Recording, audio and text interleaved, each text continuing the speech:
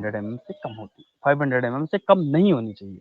जब भी आप न्यूमेरिकल भी सॉल्व किया करते थे तो वहाँ पे हम ये देखा करते थे कि जो ऑप्टिमम डेप्थ आती थी वो 500 mm से अगर कम आ रही है तो ऐसा रिकमेंड किया जाता है कि the depth of the foundation should not be less than 50 centimetre और 500 mm एज पर the Rankine's formula.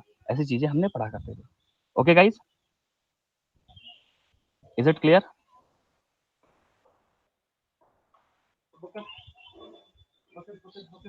Students, is it clear और not? Yes, sir. Okay, now foundations के डिफरेंट डिफरेंट टाइप्स होते हैं।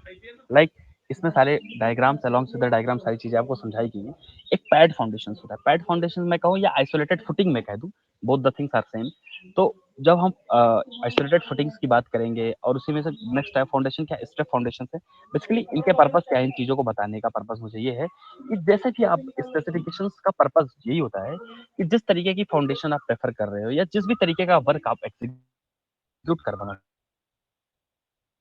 चाहते हो, उसके लिए पर्टिकुलरली एक रूल बुक होती है या मैं कहूँ एक गाइडलाइंस होती है। इस गाइडलाइंस को फॉलो करके आप इस वर्क को एग्जीक्यूट करा सकते हो, whether it is a excavation work, whether it is a foundation work और it is a brick work और कंक्रीट वर्क और एनीथिंग एल्स। जो भी वर्क आप करवाओगे उसके लिए पर्टिकुलरली एक रूल बुक होती है। एक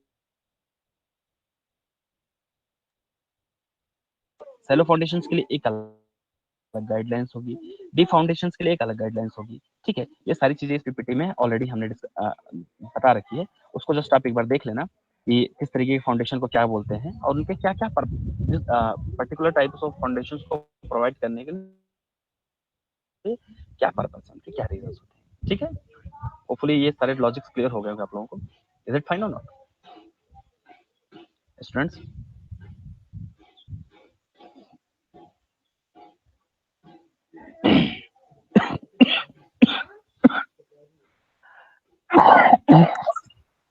Sir, यस, sir, एक बार लास्ट वाला पॉइंट रिपीट कर दीजिए।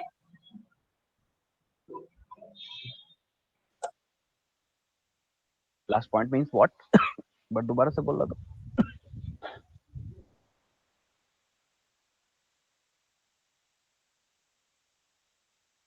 फाउंडेशन के पॉइंट को रिपीट करूं मैं दोबारा से? सर, आपने फाउंडेशन के ब्रीफ तो बता दिया था, उसके बाद सर आपने एक बार एक रूल बुक कुछ बोला था, तो सर एक बार वो वाला remind. Exactly.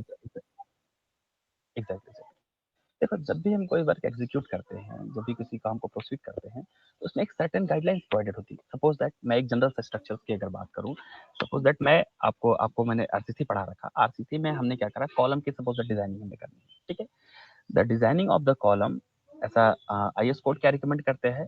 Suppose that in the case of the circular column the minimum number of the bar should be 6 in the number, while in the case of the square in the column it should be 4 in the number. Okay, so this is what, this is the guidelines, which is provided by the Indian Standard Code 456/2000. Okay, now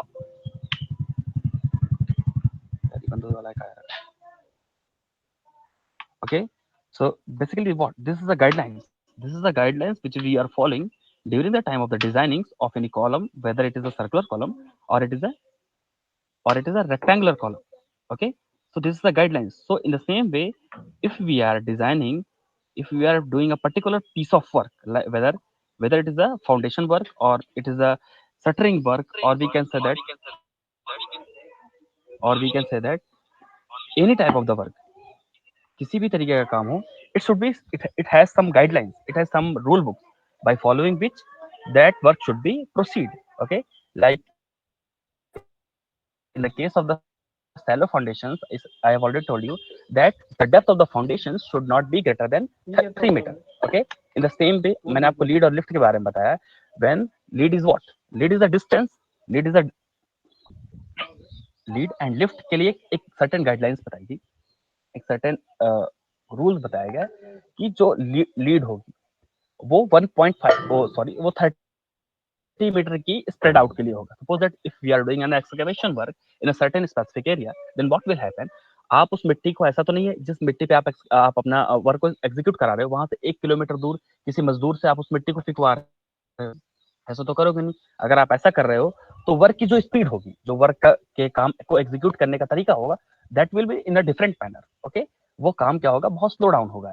और ऐसा होता है कि हमारे rule book में like CPWD और PWD जो भी गवर्नमेंट के सर्टेन गाइडलाइंस हैं, उसमें कुछ वर्क बताया गया है कि सपोज दैट हम किसी अर्थ वर्क का एक्सकेवेशन कर रहे हैं, तो पर्टिकुलर सपोज दैट हम किसी सॉफ्ट सॉइल में एक्सकेवेशन अपना कर रहे हैं, तो एक पर्टिकुलर जो भी लेबर होगा वो एक दिन में अप्रोक्सीमेटली 3 मीटर क्यूब का एक्सकेवेशन करेगा, 3 मीटर क्यूब के अर्थवर्क को परफॉर्म करेगा। ठीक है, ये गाइडलाइंस है।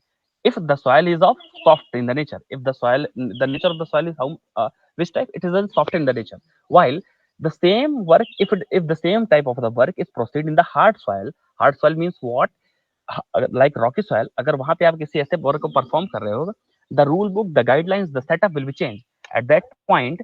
The a certain labor should perform approximately 1.5 meter cube of the work. Okay, because वहां पे क्या है, जो पहला वाला लेबर का है सॉफ्ट सॉइल में वर्क कर रहा है, तो वहां पे एक डिफरेंट गाइडलाइंस फॉलो हो रही है कि this labour should be done the work in this day minimum 3 metre cube, while same labour अगर किसी हार्ड सॉइल में वर्क कर रहा है, he or she should be perform the 1.5 meter cube of excavation. Okay, so this all the recommendations, this all the guidelines should be given by the government norms. Government norms means what?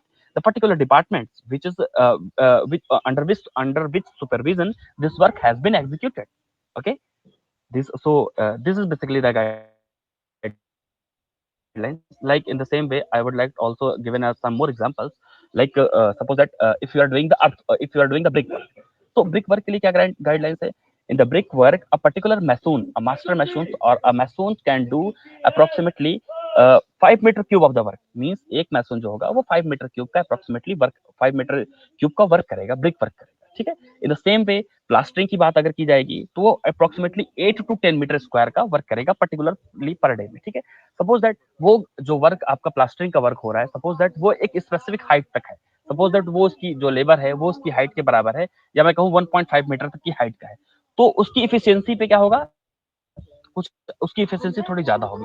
While the same work अगर आपके outside में हो रहा है जिसकी height 20 metre या 10 metre या फिर 5 मीटर या थोड़ी सी हाइट ज्यादा है, तो वहां पे चीजों की अवेलेबिलिटी और उसको वर्क करने में जो उसकी एफिशिएंसी होगी वो थोड़ी रिड्यूस हो जाएगी। It is just because of height. Okay, so in this point the height is a matter, so at that time there is a different guidelines which is given by the particular department। तो वहां पे सारी चीजें बताई जाएंगी कि इस particular purpose पे या इस पर्टिकुलर प्लेटफॉर्म पे इतने अमाउंट ऑफ द वर्क अगर कोई लेबर परफॉर्म कर रहा है या कोई भी पर्सन परफॉर्म कर रहा है, तो उसके लिए एक अलग गाइडलाइंस है, एक अलग तरीके की बात बताई जाती है, और उसका जो कॉस्ट होगा पर डे उस कॉस्ट के अकॉर्डिंग उसे पे किया जाएगा। ठीक है, like suppose that engineer should be, अगर एक इंजीनियर आपकी साइट पे विजिट करता है या एक आर्किटेक्ट अपनी साइट पे विजिट करता है टाइम टू टाइम, तो उसके लिए क्या है, पर आवर से उसके कुछ अलग चार्जेस होंगे।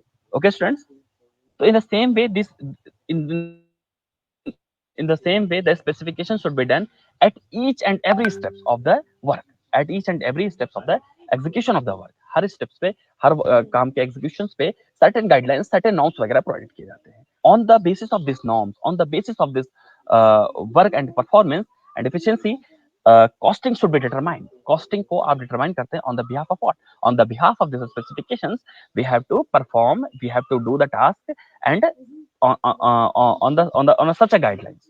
Okay students, is it clear guys? Yes sir। Okay students, okay students, तो ये पीडीएफ मैं आपको ऑलरेडी शेयर कर चुका हूँ, आज मैं दोबारा से एक बार शेयर कर दूंगा। थोड़ा मेरे गले में दर्द है, तो मैं ज्यादा लंबी क्लास नहीं ले सकता आज। डेफिनेटली नेक्स्ट क्लास में मैं एक नए टॉपिक को स्टार्ट करूंगा, तो प्लीज आप लोग एक बार ये सारे टॉपिक। यस यस सर बाकी दिस साइड, सॉरी सर आज मैंने थोड़ा लेट ज्वाइन किया। आप बस ये बता देंगे कि आज हमने क्या क्या कवर किया है? आज मैंने बाकी सारी चीजों का एक ओवरव्यू दे रखा है। ठीक है, फर्स्ट टॉपिक मैंने फाउंडेशन को स्टार्ट किया था, उसके रिस्पेक्ट में मैंने सारी चीजों को थोड़ा थोड़ा एक्सप्लेन किया। ठीक है, और मैंने कुछ ऐसा एज सच कुछ एक्स्ट्रा नहीं बताया है। इन्हीं सारी चीजों को जो मैंने क्लास में बता रखा था, लीड क्या होती है, लिफ्ट क्या होती है, ठीक है, अर्थवर्क को करने के लिए अर्थवर्क की एक certain types of the soil के लिए, सपोज दैट हम सॉफ्ट सॉइल पे वर्क कर रहे हैं या हम हार्ड सॉइल पे वर्क कर रहे हैं या हम कर रहे हैं, जो भी वर्क कर रहे हैं उसके लिए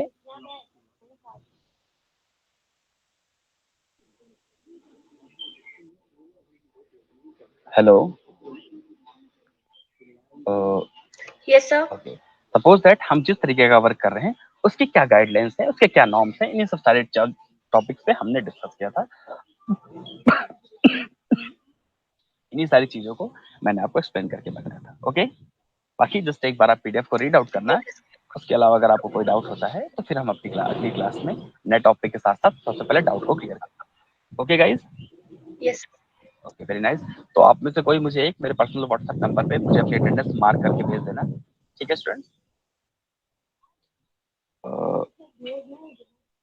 ओके स्टूडेंट्स, तो मिलते हैं फिर नेक्स्ट क्लास में। Bye bye and take care.